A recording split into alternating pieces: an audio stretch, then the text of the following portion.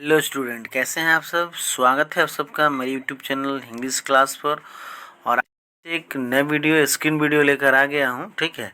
क्योंकि यह जो टर्म है वह स्क्रीन वीडियो का है। इसके पहले जो चल रहा था वो ऑन बोर्ड चल रहा था वीडियो, लेकिन अब ये स्क्रीन बोर्ड है क्योंकि पोएम आ गया, ठीक है, इसलिए। तो हम लोग चौथा लेसन का जो है सिलसिला चल रहा था इस क्रम में। तो चौथा लेसन आज फिर से 9 से मैं शुरू कर दिया हूँ, कविता के सेक्शन से। ऐसे हम लोगों ने कहानी की तरफ से 4-4 लेसन कंप्लीट कर लिए हैं, 9, 10, 11, 12 हर बुक में, ठीक है। अब यह 9th का जो है वो बुक आपका चौथा कविता चल रहा है, तो 9 होगा, 10 होगा, 11 होगा, 12 होगा, इसी तरह मैं लेकर आता हूँ और आऊँगा, ठीक है। तो आज इस वीडियो में सबसे पहले क्लास 9th का चौथा लेसन जो आपका पोम है, चौथा फोर्थ पोम जो है वो है टू डैफोडिल्स, ठीक है। तो हम लोग इसको आज देखेंगे और समझेंगे, पढ़ेंगे। इसके बाद के वीडियो में इसका क्वेश्चन आंसर, इसका ऑब्जेक्टिव क्वेश्चन में लेकर आऊँगा। तो आइए शुरू करते हैं और देखते हैं कि क्या है यह पोएम और किस चीज़ से कितना महत्वपूर्ण यह पोएम है, ठीक। तो ये देखिए, जैसे कि आपने देखा हेडिंग यहाँ पर दिया गया है आपका टू डैफोडिल्स, ठीक है। ये नाम है, लेखक कौन है तो रॉबर्ट हेरिक, ठीक है। उसके बाद आपका रॉबर्ट हेरिक है। रॉबर्ट हेरिक का देखिए आपका डेट ऑफ बर्थ दिया है आपका 1591 1674, ठीक है। 1591 डेट ऑफ बर्थ है, 1674 जो है वो डेट ऑफ डेथ है। Is well known poet of 17th century, यह 17वीं शताब्दी के कवि हैं, बहुत अच्छे। मतलब ये 17वीं शताब्दी के कवि हैं। 17वीं शताब्दी का मतलब 1674 हो गया, इसलिए 17वीं शताब्दी हो गया। His poems have simplicity, lucidity and brevity। अब कह रहा है कि इनके कविताओं में, ठीक है, लेखक साहब के, रॉबर्ट हेरिक साहब के कविताओं में क्या देखने को मिलता है तो सिंप्लिसिटी, लुसिडिटी और ब्रेविटी, जिसका मतलब होता है आपका जो है सिंप्लिसिटी का मतलब साधारणता, लुसिडिटी का मतलब आपका हो गया स्पष्ट, क्लियर, ठीक है। और ब्रेविटी का मतलब आपका होता है संक्षिप्तता, मतलब बहुत ही कम शब्दों में अच्छी बातें साधारण ढंग से यह कह चुकते हैं और कहते हैं, इनकी कविताओं में देखने को मिलता है।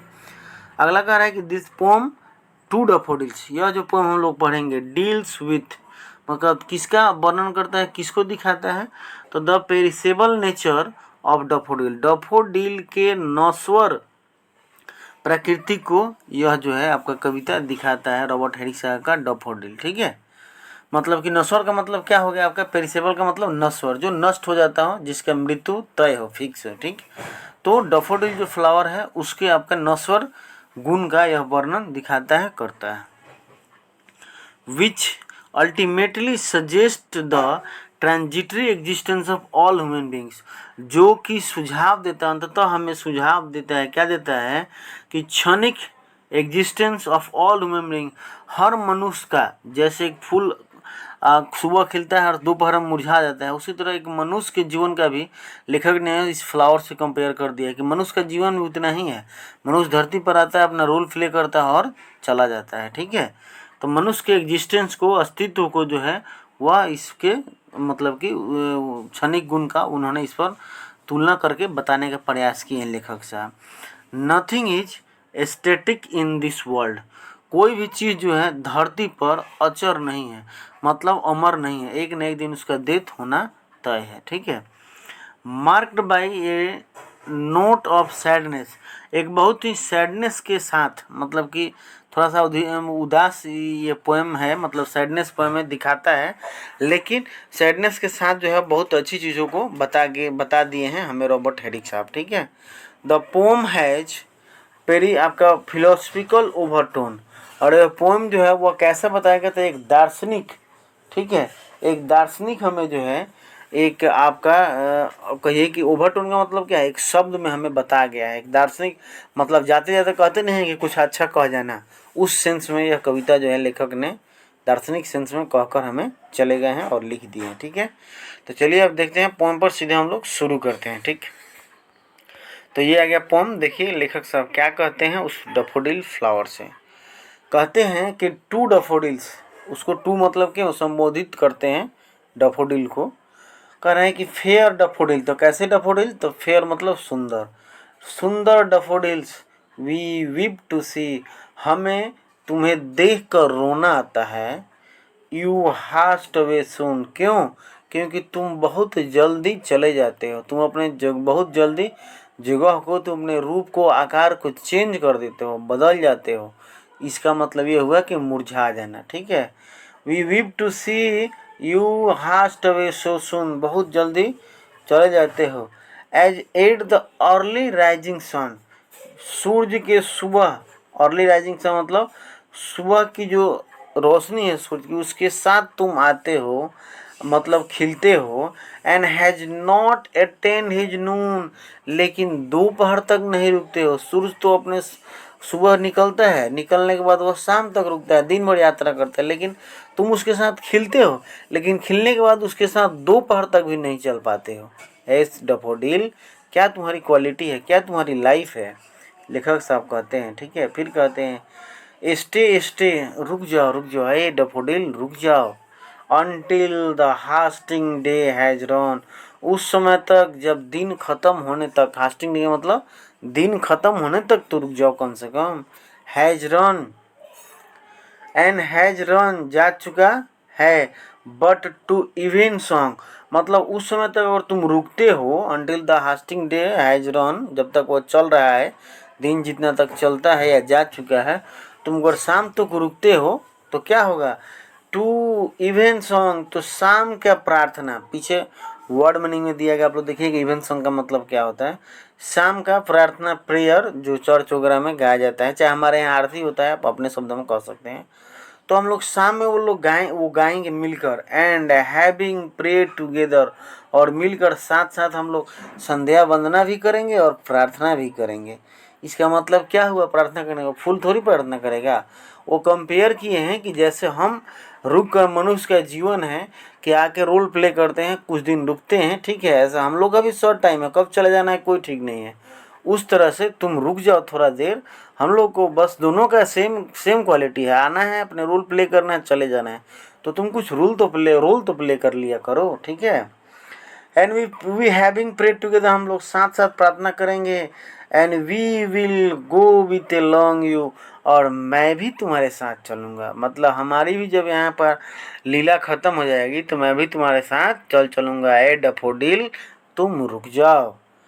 We have short time to stay, हमारे पास भी उतना ही समय है यहाँ रुकने के लिए। एज यू, जैसे जितना तुम्हारे पास है। ठीक है। जितना उसका लाइफ स्पेन है उतना ही नहीं रुकेगा।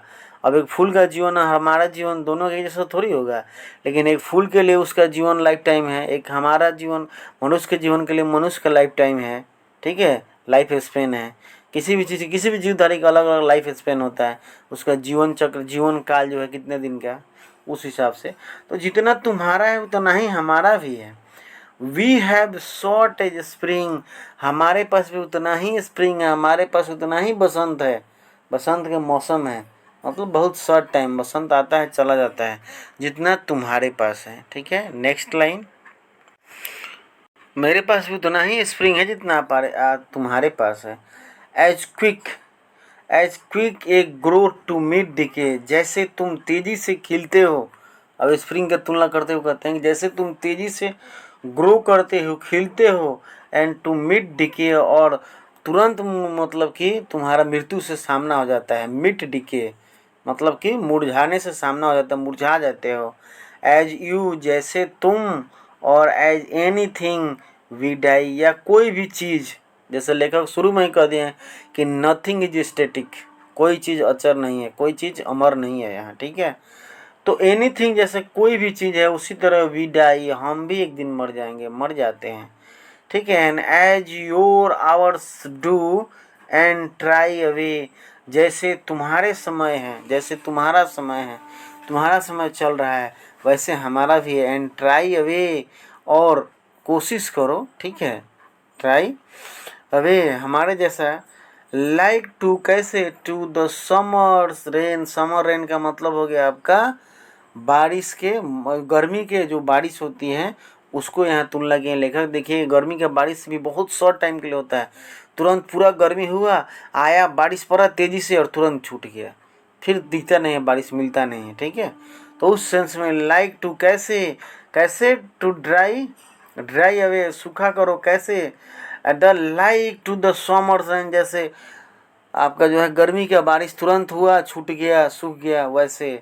और या as the falls of the morning dew, जैसे कि सुबह की ओस की जो मोतियां होती हैं पत्तों पर, घास पर, उसके जैसा। वह भी बहुत शॉर्ट टाइम के लिए होती है।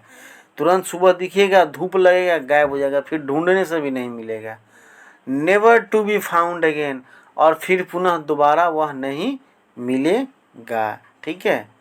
तो इसी तरह जैसे इन चीज़ों का, 2-3 चीज़ों का लेखक ने तुलना किया, जैसे आपका स्प्रिंग का, समर रेन का, मॉर्निंग ड्यू का। ठीक है, कि आप ढूंढने के बाद फिर पुनः नहीं मिलते हैं। उसी तरह तुम्हारा और हमारा लाइफ भी है। दोनों आदमी का एक जीवन एकदम एक ही जैसा है। इसलिए ए डैफोडिल, तुम रुको, कुछ समय टाइम स्पेंड करो हमारे साथ, और हम लोग साथ साथ चलेंगे। तो स्टूडेंट, ये रहा आपका टू डैफोडिल्स पोएम, जिसको मैंने बताया अपने शब्दों में, अपने बातों में, अपने बानी में। ठीक है।